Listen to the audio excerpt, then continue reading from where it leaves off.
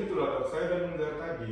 Tapi memang lihat aja antrean umum saya itu udah penuh. Kalau saya ngeluarin pasien BPJS, nanti pasien umum saya itu bisa komplain.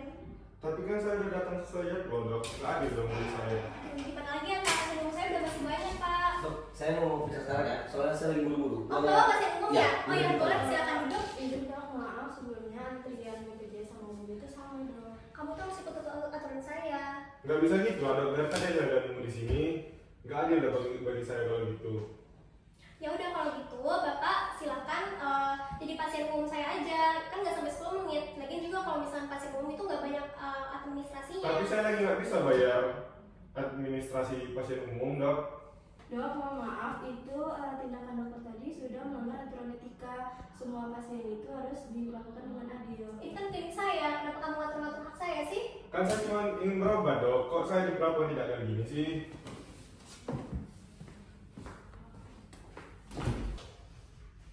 Dok, izin dok, boleh saya bicara sebentar? Oh ya boleh dok, silakan ada apa ya dok? Jadi tadi saya dapat laporan kalau misalkan dokter itu membedakan antara pasien umum dengan pasien BPJS, apakah itu benar dok? Oh iya dok, soalnya tadi tuh pasien umum saya tuh udah penuh dok, makanya saya tuh nolak ada pasien BPJS. Jadi dok, kita tuh sebagai dokter, kita tuh harus menyamakan baik itu tuh pasien BPJS atau dia pasien umum, itu tuh kita harus sesuai urutannya, sesuai antrian. Nah jadi kita jangan membedakan baik pasien dari golongan manapun itu, karena kita sebagai dokter kan memegang prinsip justice, yaitu keadilan kan dok. Baik dok, saya rasa saya juga salah. Terima kasih ya dok sudah mengingatkan saya. Lain kali saya juga akan ubah perilaku saya tadi. Oke, semoga ini bisa menjadikan pelajaran ya dok. Terima kasih ya dok. Iya. Skenario 1 mengenai status sosial pasien, yang mana dokter melanggar pasal 2 Kodeki yang menyatakan setiap dokter wajib bersikap tulus, ikhlas, dan mempergunakan segala ilmu dan keterampilannya untuk kepentingan pasien. Dalam hal ini, ia tidak mampu melakukan suatu pemeriksaan atau pengobatan, maka atas persetujuan pasien, ia wajib merujuk pasien kepada dokter yang mempunyai keahlian dalam penyakit tersebut. Dan juga dokter melanggar prinsip keadilan justice. Dalam etika dokter tidak diatur dalam satu pasal khusus, tetapi tercermin dalam kewajiban dokter untuk memberikan pelayanan yang sama dan adil kepada semua pasien tanpa memandang latar belakang, serta menjaga kepercayaan pasien. Ini kita tambahkan gentamicin saja ya, biar cepat sembuh infeksinya. Saya keluar dulu. Gentamicin?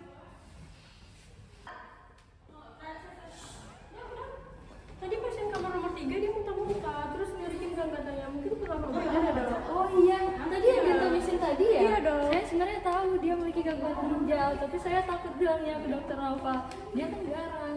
Mungkin kalau karena itu, karena dokter takut, tapi nanti panunya ke pasiennya dong. Iya, gimana ya sus? Mungkin dokter bisa minta konsultasi dari dokter Naila aja. Oh ya baiklah, nanti saya akan konsultasi ke dokter Alfa. Permisi dok. Iya silakan. Izin dok, tadi saya meresepkan obat dengan dokter Alfa. Lalu saya tetap meresepkan obat gentamicin. Padahal saya tahu kalau misalnya pasiennya mengalami gangguan ginjal. Itu bagaimana ya dok? Coba saya lihat dulu. Ini dok hasil labnya. Jadi kamu udah tahu kalau misalkan pasien punya gangguan ginjal, tapi kamu tetap memberikan resepnya. Iya dok, tadi saya takut banget untuk bilang ke dokter Alfanya. Saya paham dokter, tapi tanggung jawab kita sebagai dokter itu tuh adalah keselamatan pasien. Nah, jadi mau siapapun dokternya, dokter harus bisa menyampaikan pendapat dokter dengan baik, dengan sopan, baik sama dokter siapapun itu nanti. Nah sekarang coba dokter temui dokter Novanya, terus dokter bicarakan. Saya yakin dokter Nova akan mendengarkan dan gak akan marah. Nah nanti kalau dokter mau saya temani juga gak apa-apa, tapi saya sarankan dokter ngomong dulu sama dokter Novanya ya. Oke, baik dok, terima kasih dok. Permisi dok, izin dok. Tadi saya memeriksa pasien yang tadi dok, dari hasil pemeriksaannya kreatininnya meningkat ketika dikasih gentamicin tadi dok. Sebenarnya saya sudah tahu kalau misalnya pasiennya mengalami gangguan ginjal. Maaf ya dok, saya baru memberitahu. Kamu sudah dirawat? Sudah dok. Baiklah, kita ganti pemeriksaan ya. Lain kali kalau ada apa bilang bicara saja, saya diurus salah. Oke, Saya ganti dok. pemeriksaan. Kasih dok. Ayo. Ini sih dok. Izin dok. Tadi saya sudah memberitahu dokter Naufal untuk mengganti obatnya dok. Terima kasih ya dok sudah menyarankan kepada saya. Iya. Jadi diam kita itu juga bisa menjadi kelalaian kita dok. Nah, jadi kita tuh butuh keberanian untuk berbicara demi keselamatan pasien kita. Itu termasuk bagian dari etika profesi kita. Nah, jadi kejadian ini bisa dokter jadikan pelajaran untuk kedepannya ya dok. Baik dok, terima kasih dok. Iya, sama. Skenario 2 mengenai tanggung jawab, yang mana dokter melanggar pasal 8 Kodeki, dokter wajib utamakan keselamatan pasien. Setiap tenaga medis harusnya mengutamakan keselamatan pasien. Diam saja pada saat tahu bahwa obat tersebut beresiko kepada pasien itu termasuk sikap abai yang membahayakan keselamatan pasien. Kodeki pasal 12 dan 13. Dokter harus saling mengingatkan sejawat apabila ada hal yang dapat membahayakan pasien. Prinsip beneficence, berbuat baik terhadap pasien. Tugas utama tenaga medis adalah memastikan semua tindakan untuk kebaikan pasien. Mengabaikan informasi penting berarti tidak mengutamakan keselamatan pasien. Tanggung jawab profesional dan kejujuran. Dalam Kodeki, dokter wajib memberikan informasi yang benar kepada sejawat demi keselamatan pasien. Hai guys, aku capek banget nih habis jaga. Mau nggak rekomendasi makanan yang enak untuk siang ini? Hai Caca, kamu ngapain? Hai Najwa, aku mau lihat TikTok. Sini kamu makan apa ya? Hai. Makan apa enaknya? Di sebelah ada Pak Gembus sih baru buka. Boleh sih, aku gak kepikiran sih makan apa siang ini soalnya kayak lagi capek banget guys. Ini capek kenapa? Pasti ada yang macam-macam ya? Iya tau gak sih guys nih, aku mau cerita. Jadi ada satu influencer kalau bisa aku sebutin inisialnya pasti kalian tahu inisialnya tuh Z. Nah dia tuh kayak akhir-akhir ini kan dia kan kontennya mukbang kan guys. Terus dia tuh suka makan yang aneh-aneh. Terus tadi dia datang ke poli dengan keluhan sakit perut. Terus, yang ini ya? Iya guys, yang ini nih aku tunjukin ya. 1, 2, 3. Nah yang itu ya guys.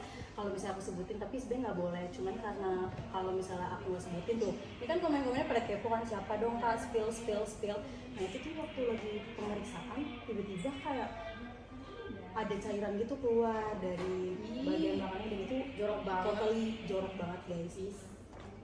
Tapi diem aja ya guys, jangan disebar-sebarin. Yuk makan Pak Gembus yuk. Tapi masa kita berdua doang, ajak perawat lain gak sih? Siapa ya? Gak tahu. Coba kok perawat gak ada yang lewat ya? Itu udah pas ya? Sus, ini sus. Kalian lagi live ya? Iya. Bisa dimatiin dulu nggak? Emang kenapa? Soalnya suara kalian kedengeran dari lorong, kalian lagi bahas pasien kan? Tapi ini penontonnya lagi banyak banget nih, sus. Nggak tahu sih, tapi demi keamanan kalian aja. Ya udah deh. Kamu azab. Sebenarnya aku nggak matiin live loh. Iya bagus. Penontonnya lagi banyak banget nih.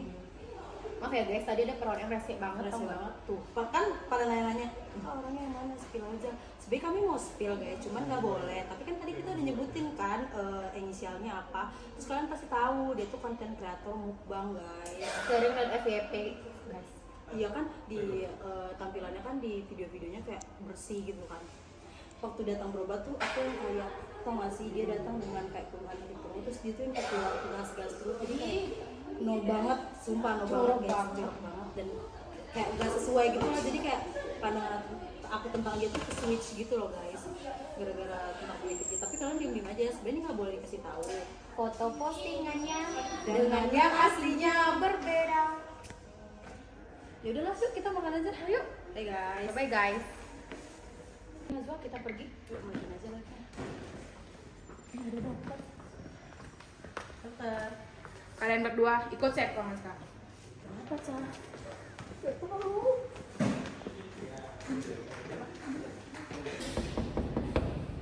Iya, Dok. Permisi dok. Silakan duduk.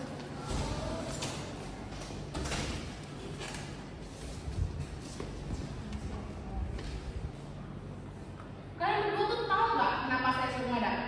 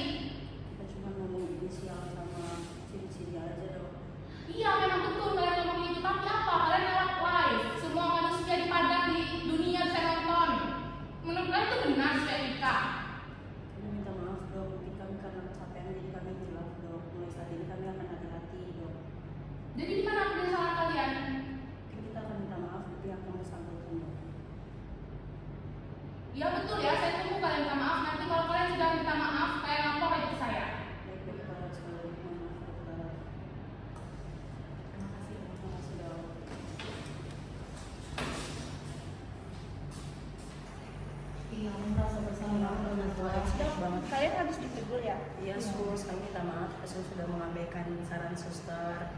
Kami juga terima kasih karena sudah memperingatkan kami. Ya, kalian jangan ulangi lagi ya dok. Saya tahu kalian bukan orang jahat, tapi privasi pasien kan adalah hal sensitif.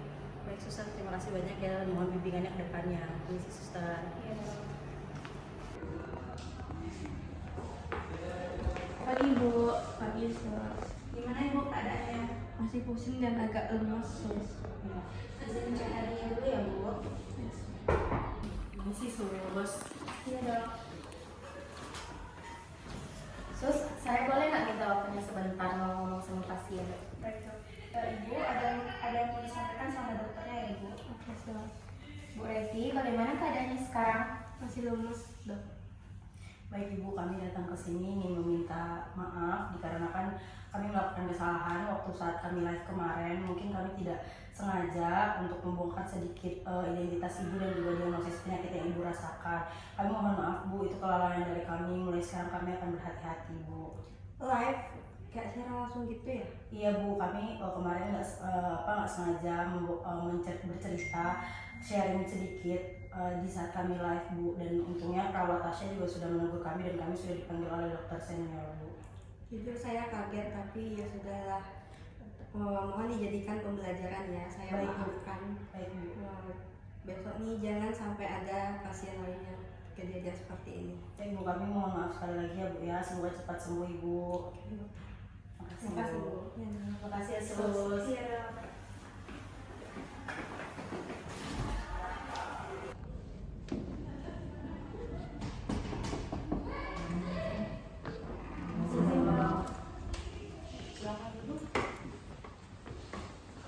Kalian berdua ada perlu apa kesini? Kami mau konfirmasi dok kalau kami udah minta maaf sama Ibu Revi, dan untungnya Ibu Revi mau memaafkan kesalahan kami.